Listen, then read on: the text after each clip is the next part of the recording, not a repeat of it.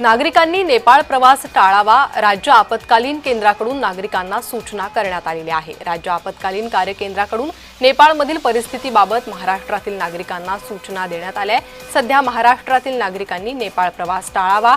महाराष्ट्रातील जे नागरिक सध्या नेपाळमध्ये आहेत त्यांनी आपल्या निवासस्थानी सुरक्षित राहावं, अनावश्यकपणे बाहेर पडू नये आणि स्थानिक प्रशासनाच्या तसेच भारताच्या दूतावासाच्या सूचनांचं पालन करावं। अधिक मदतीसाठी दूतावासानं हेल्पलाईन क्रमांक जारी केले आहेत।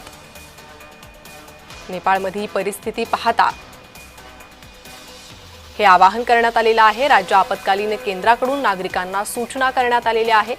तर तिकडे नेपाळमधील आंतरराष्ट्रीय विमानतळ बंद केल्याची माहिती समोर येते।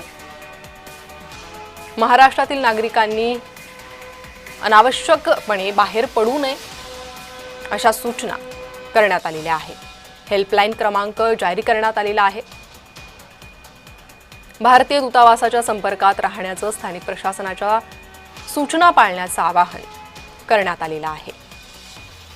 नेपाळ धगधगतंय, हिंसक आंदोलन नेपाळमध्ये सुरू आहे आणि या पार्श्वभूमीवर भारतातील नागरिकांना, महाराष्ट्रातील नागरिकांना आवाहन करण्यात येत आहे